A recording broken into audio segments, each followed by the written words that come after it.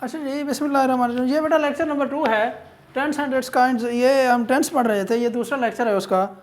अच्छा, ये लेक्चर जो है ना नोट करते जाएंगे तो आपके लिए इंशाल्लाह कोई जो है ना मुश्किल पेश नहीं है। इसलिए मैंने जो है ना इनको पहले साफ साफ से लिख दिया है ताकि आपके लिए कोई मसला ना बने। तो इसको आप राउट डाउन करते जाएँ बेटा, इसके नोट्स बनाते जाएँ, तो इंशाल्लाह जब ये सीरीज़ एंड होगी तो आपको जो है ना इंशाल्लाह टेंसेस जो है ना फिंगरप्रिंट्स पे आएंगे, और उसके साथ एक्टिव वॉइस, पैसिव वॉइस, और उसके साथ साथ जो है ना डायरेक्ट इंडायरेक्ट। सबसे पहले टेंस है बेटा, 3 टाइप्स के होते हैं, एक प्रेजेंट होता है, एक पास्ट होता है, एक फ्यूचर होता है। प्रेजेंट मौजूदा ज़माने को कहते हैं, पास्ट जो गुजर गया हो, और जो फ्यूचर होता है वो आने वाला है। इसकी मजीद जो है ना हर टेंस की मजीद 4 अकसाम होती हैं, काइंड्स होती हैं। एक होती है इंडेफिनेट, एक कंटिन्यूस, एक परफेक्ट और एक परफेक्ट कंटिन्यूस। अगर मैं प्रेजेंट के साथ इंडेफिनेट लगा दूँ, प्रेजेंट इंडेफिनेट बन जाएगा।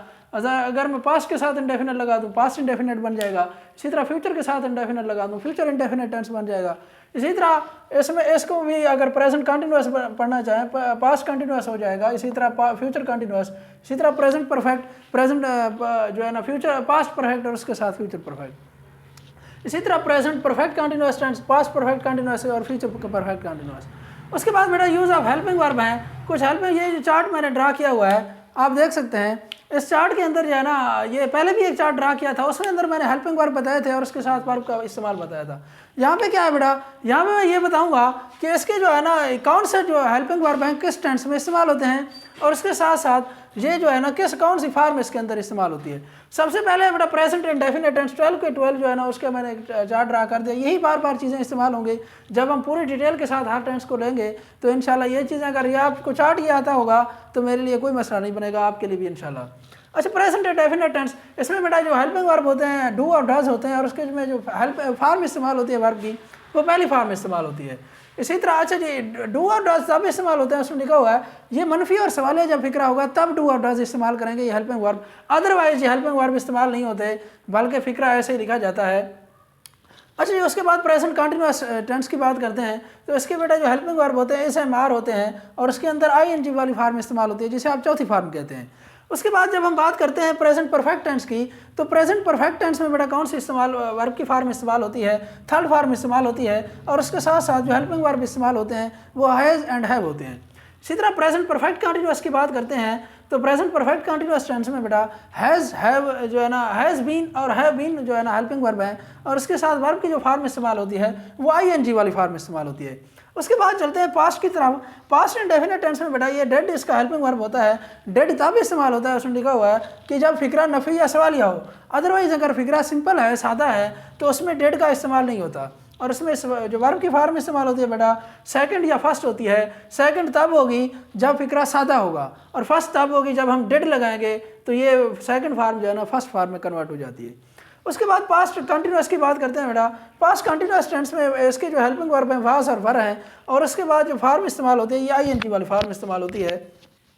इसी तरह जब हम बात करते हैं पास्ट परफेक्ट की, तो इसका जो हेल्पिंग वर्ब है हैड है, और इसमें जो वर्ब की फार्म इस्तेमाल होती है वो कौन सी फार्म इस्तेमाल होती है, थर्ड फार्म इस्तेमाल होती है।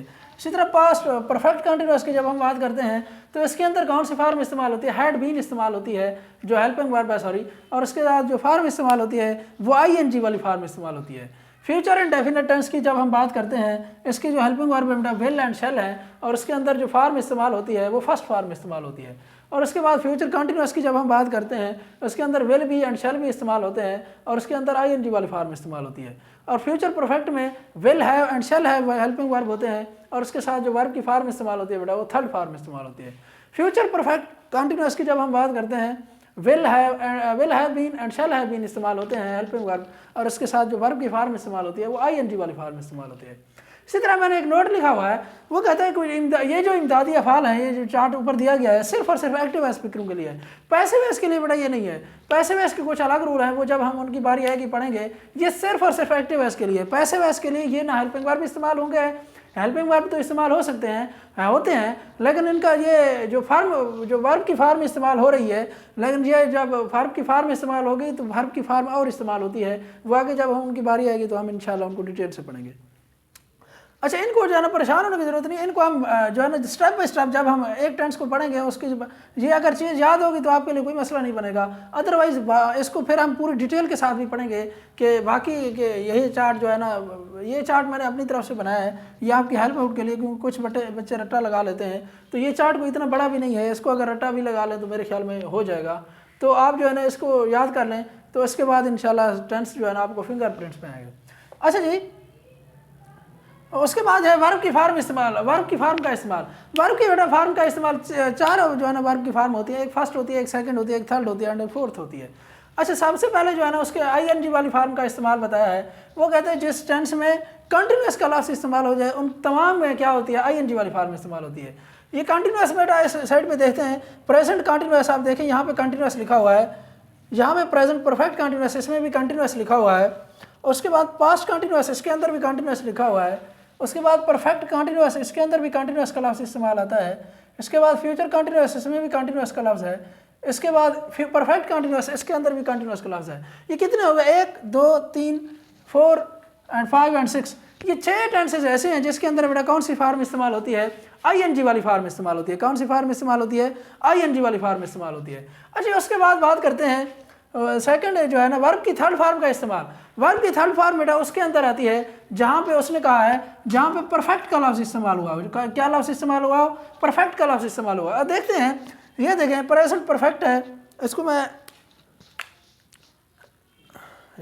ग्रीन से शो करता हूँ। परफेक्ट जो है ना इसके अंदर परफेक्ट का लफ्ज़ इस्तेमाल है बेटा, देखें। और उसके साथ साथ ये भी पास्ट परफेक्ट है, ये भी परफेक्ट का लफ्ज़ इस्तेमाल किया उसने, और उसके साथ साथ ये भी परफेक्ट का लफ्ज़ इस्तेमाल किया। अच्छा, यहाँ पे परफेक्ट कंटिन्यूस आ रहा है, उसने कंडीशन लगाई हुई है कंटिन्यूस का लफ्ज़ इस्तेमाल ना हो, जिसके अंदर सिर्फ और सिर्फ परफेक्ट का लफ्ज़ इस्तेमाल हो, उन्हीं के अंदर थर्ड फार्म इस्तेमाल होते हैं। ये कितने हो गए, ये 1 हो गया, और ये 2 हो गए, और ये 3 टेंसेज हो गए।